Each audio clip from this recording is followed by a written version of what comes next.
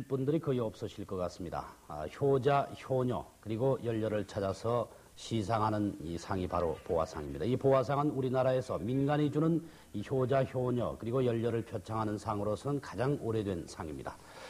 지난 30여 년 동안 보화상과 함께 살아오신 조용효 보화원 원장의 얘기를 현장 구성으로 소개해드리겠습니다. 2월 25일 보화원에서는 20여 명의 효자, 효부들에게 이 땅의 효성을 높이기 위한 보화상을 수여했습니다. 조용효 씨가 보화원을 창설한 후 네 번째로 수여하는 이 연례적 상은 정남규 여사회 20여 명의 독행자들에게 수여되었는데 상품으로는 20석의 쌀과 부상이 있었습니다.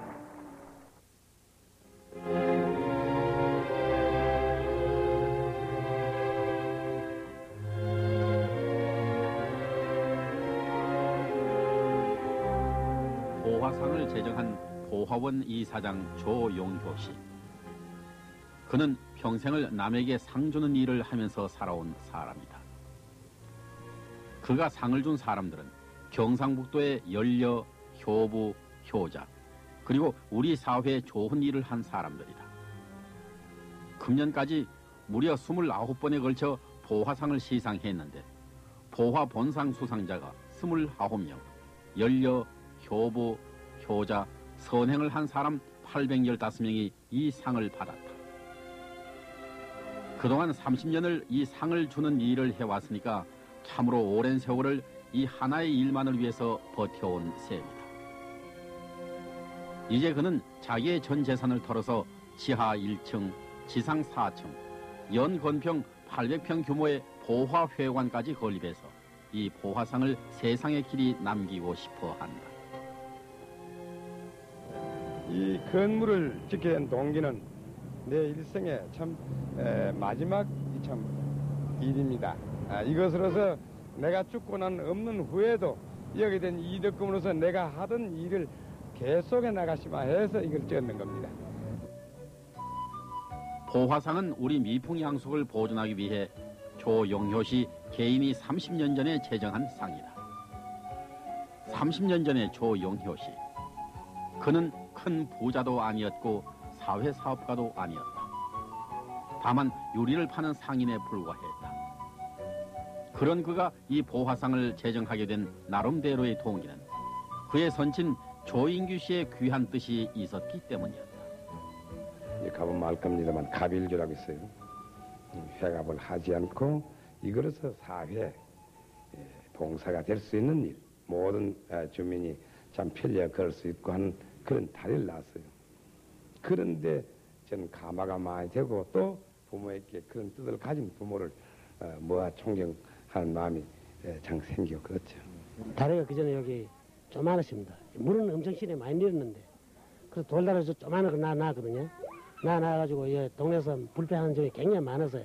물이 저리 넘어치고 막 그 야발 지어가지고 사는데 그런 피해가 많았어요. 많은 그 틈머리에 조용을 하는 어른 분이 그게 희갑이래요.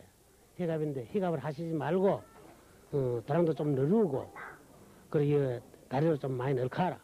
그리고 내 희갑하는 보다 낫다. 이런 마음 이제 그래서 이거 너랑 동네에서 모두 참 흠녀를 고맙다 하고서 모두 한년 많이 받았습니다. 그는 당시의 달성군 월배읍이고 지금의 대구시 월성동에 있는 옛 생가를 찾아갈 때면은 회갑잔치를 하는 대신 마을을 위한 다리를 놓았던 돌아가신 부친의 뜻이 항상 되새겨진다. 보화상을 제정한 것도 그런 부친의 뜻을 다시 세상에 널리 펴기 위해서였다. 그의 부친은 그에게 논 20마지기를 주어서 이 보화상을 위해 쓰라고 주었던 것이다. 그래서 논 20마지기에서 수확되는 벼를 보화상 수상자에게 시상해 왔던 것이다. 그리고 그때 생가 앞에 보화원사도 함께 지어서 1년에 한 번씩 열리는 이 보화상 시상식을 하는 장소로 삼았다. 그는 이 보화원사에서 해마다 경상북도의 수많은 연려, 효부, 효자, 선행을 한 사람들을 선정해서 시상해왔다. 그런 일을 30년간이나 계속해온 것은 그리 쉬운 일은 아니었을 것이다. 그래서 보화상은 한 해, 두 해 거듭될수록 세상에 널리 알려지게 된 것이다.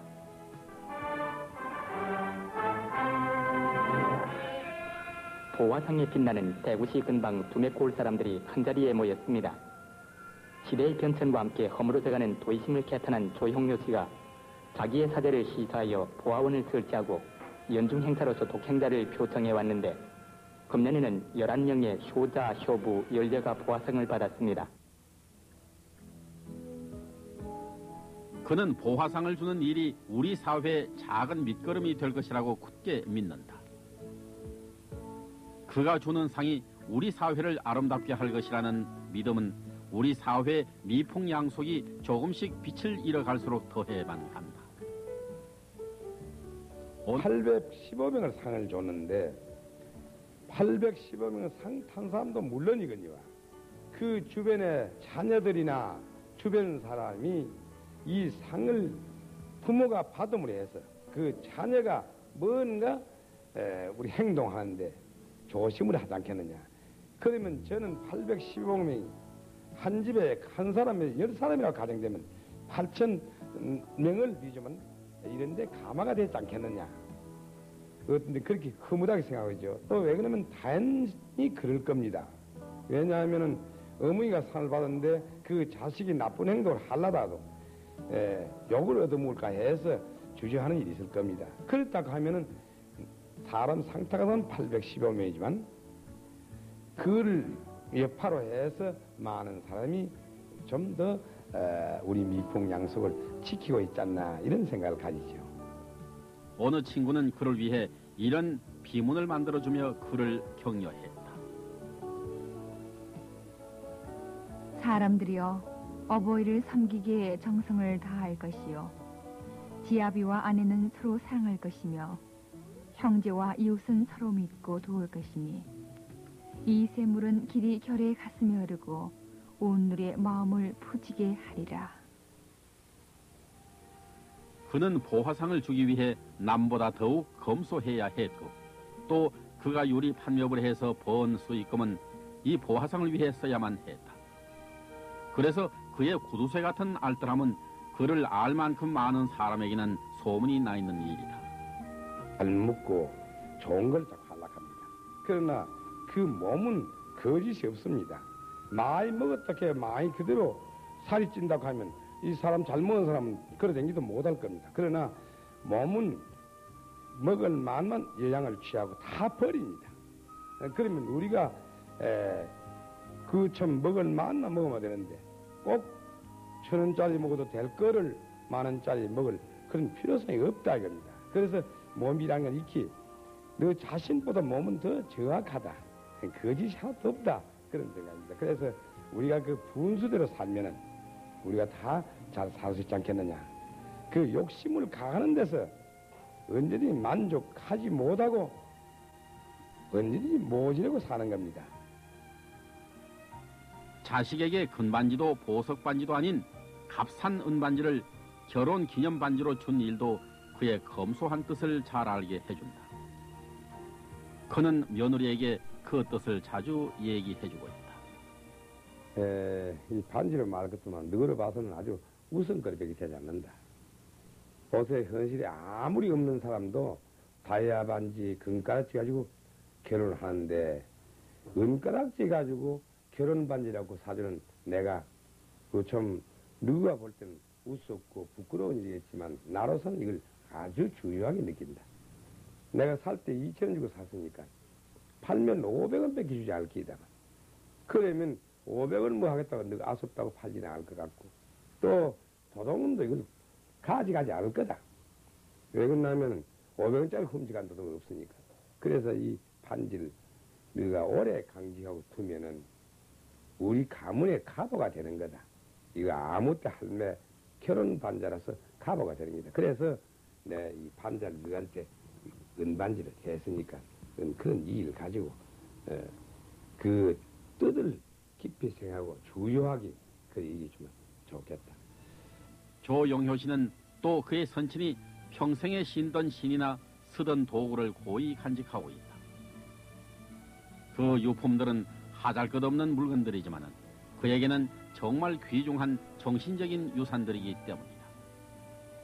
이 시는 그 시조부께서 시인데 이 시는 참 내결에서는 제일 귀중한 신이다. 지구상에 제일 한 컬밖에 없는 신이다. 이 귀한 것이 그 보배라 하지 않더냐.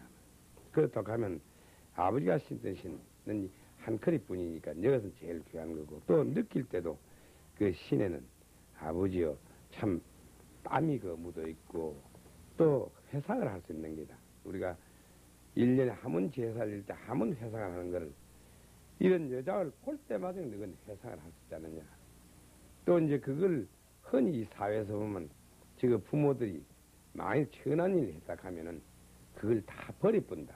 이렇게 천한 거 아는 거 천한의 자손이 아니라고 해서 버리는데 너희들은 그러지 않고 부모가 씻는 걸 그 가지는 거 이런 걸 가지는 것이 효심이라고 이렇게 우리 나는 생각했고 또 그게 호심이다. 벌써 올해로 29번째 보화상을 시상했지만은 그는 20회까지의 보화상을 시상한 뒤에 강상록이란 책을 만들었다. 그가 시상한 사람들의 행적을 모은 책인데 그들의 귀한 효행과 열행, 선행들을 세상에 더욱 널리 알리고 싶었기 때문이다.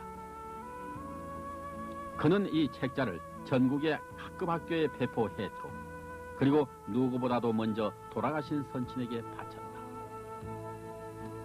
그것은 귀한 선친의 뜻을 결실로 보여준 이이다. 20년간 해왔던 모든 행적을 그 수상자 행적을 실은 책입니다. 아버지께 이걸 먼저 바칩니다.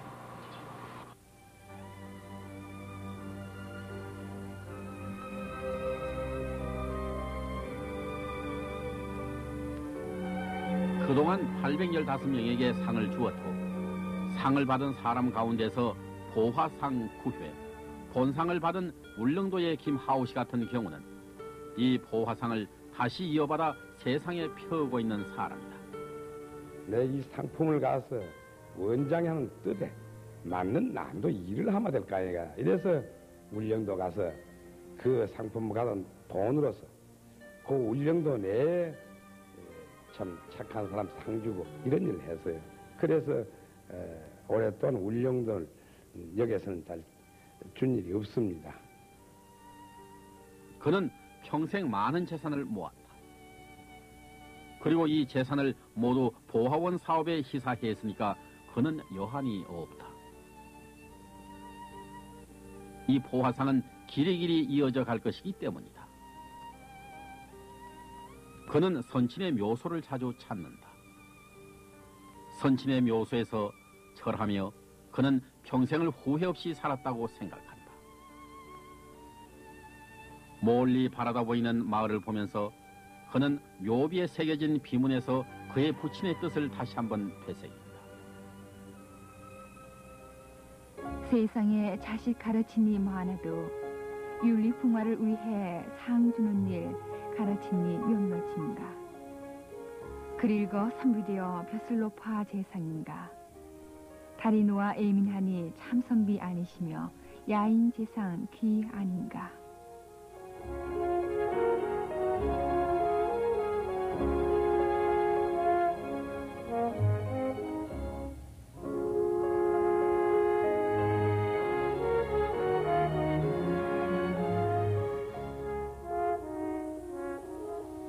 그는 우리가 가진 훌륭한 미덕을 잃어버려서는 안 될 것이라고 굳게 다짐한다.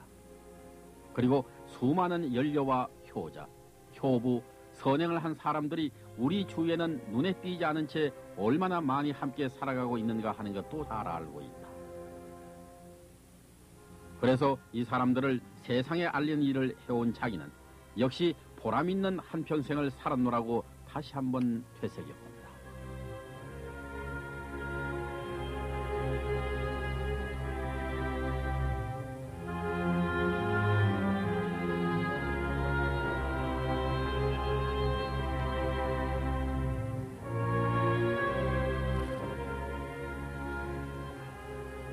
아버님 뜻에 따라서 남이 하지 못하는 훌륭한 일을 하고 계신 조용효 선생님. 아마 그의 고귀한 뜻은 자식 대대로 이어져서 우리 사회에 귀감이 되지 않을까 하는 생각이 듭니다.